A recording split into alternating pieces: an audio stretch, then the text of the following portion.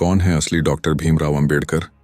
Doctor Bhimrao Ambedkar एक ऐसा नाम जो करोड़ों लोगों के लिए उम्मीद का प्रतीक है।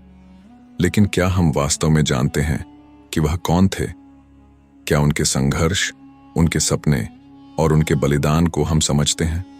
इस वीडियो में हम उनके जीवन के अनछुए पहलुओं को उजागर करेंगे, उनके द्वारा लड़ी गई लड़ाइयों को जानेंगे और उन गलत फहमियों को दूर करेंगे जो उनके बारे में फैलाई गई हैं। यह कहानी सिर्फ एक व्यक्ति की नहीं, बल्कि उस संघर्ष की है जिसने भारत को बदल कर रख दिया। 14 अप्रैल 1891 एक अछूत परिवार में जन्मे डॉक्टर भीमराव अंबेडकर के लिए बचपन आसान नहीं था। वह समाज के उस तबके से आते थे जिसे न केवल उपेक्षित किया जाता था, बल्कि हर पल अपमानित भी किया जाता था। स्कूल में उन्हें अलग बिठाया जाता, पानी पीने तक की अनुमति नहीं थी। लेकिन क्या आपको पता है, इन अपमानों ने ही उन्हें समाज को बदलने का संकल्प दिया। उनके पिता रामजी सकपाल ने उन्हें सिखाया कि शिक्षा ही वह ताकत है जो किसी भी अन्याय का सामना कर सकती है। उनकी मां भीमाबाई का संघर्ष उन्हें हमेशा आगे बढ़ने की प्रेरणा देता रहा। भीमराव के लिए शिक्षा केवल एक रास्ता नहीं थी, यह उनका हथियार था। डॉक्टर अंबेडकर का सफर भारत से अमेरिका और इंग्लैंड तक फैला। उन्होंने कोलंबिया यूनिवर्सिटी से पीएचडी की, जहां उन्होंने the problem of the rupee पर अपना शोध प्रस्तुत किया। उनके विचार इतने गहरे और प्रगतिशील थे कि प्रोफेसरों ने उन्हें ग्रह का सबसे होनहार छात्र कहा। लंदन स्कूल ऑफ इकोनॉमिक्स से उन्होंने अर्थशास्त्र में डिग्री प्राप्त की और ग्रेज इन से बैरिस्टर की पढ़ाई पूरी की। उस समय के भारत में इतने शिक्षित व्यक्ति शायद ही कोई और थे। उनकी शिक्षा ने उन्हें समाज सुधार के लिए एक नई दृष्टि दी। डॉक्टर अंबेडकर का जीवन केवल व्यक्तिगत सफलता की कहानी नहीं है, यह समाज की बेड़ियों को तोड़ने की कहानी है। उन्होंने दलितों को समान अधिकार दिलाने के लिए कई आंदोलन किए। महाड़ सत्याग्रह और कालाराम मंदिर आंदोलन जैसे अभियानों के माध्यम से उन्होंने यह संदेश दिया कि इंसान की गरिमा सबसे ऊपर है। उनकी किताब एनाहिलेशन ऑफ कास्ट, जातिवाद पर ऐसा प्रहार थी जिसने पूरे समाज को झकझोर दिया। लेकिन इस लड़ाई में उन्होंने अपनी खुद की सुरक्षा, सम्मान और कभी-कभी अपनी भावनाओं को भी दांव पर लगा दिया। जब भारत स्वतंत्र हुआ तो एक ऐसा संविधान बनाने की जिम्मेदारी आई जो हर नागरिक को समानता, स्वतंत्रता और न्याय प्रदान करे।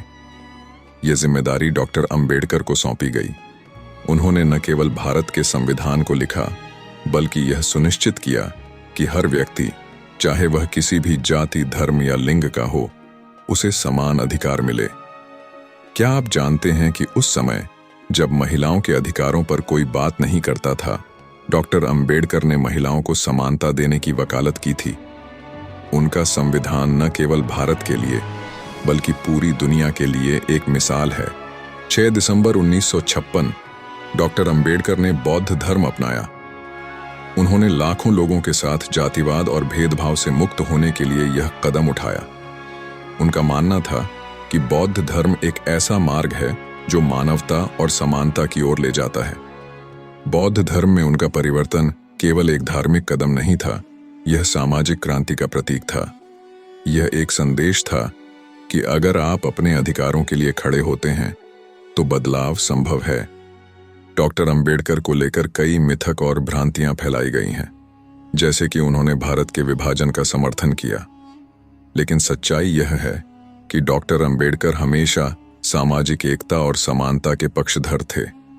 उनकी आलोचना उन बुराइयों के खिलाफ थी जो समाज को तोड़ती थीं, न कि किसी विशेष धर्म या संस्कृति के खिलाफ। डॉक्टर अंबेडकर की विरासत आज भी हमारे समाज में जिंदा है। उनका जीवन हमें सिखाता है कि अगर इच्छा शक्ति हो तो असंभव भी संभव है। चाहे वह श्रमिक अधिकार हो, महिलाओं का सशक्तिकरण या शिक्षा का महत्व, उनके विचार हर क्षेत्र में प्रेरणा देते हैं। उन्होंने जो मशाल जलाई थी वह आज भी हमें अंधेरे से उजाले की ओर ले जा रही है। लेकिन क्या हम उनके विचारों और सपनों को साकार कर पाए हैं? डॉक्टर भीमराव अंबेडकर केवल एक नाम नहीं है, वह एक विचारधारा है। उनका जीवन इस बात का सबूत है कि साहस, शिक्षा और एक मजबूत इरादा किसी भी बाधा को तोड़ सकता है। अब यह हमारी जिम्मेदारी है कि हम उनके विचारों को समझें, अपनाएं और उनके सपनों को साकार करें। तो क्या हम उनके दिखाए रास्ते पर चलने के लिए तैयार हैं?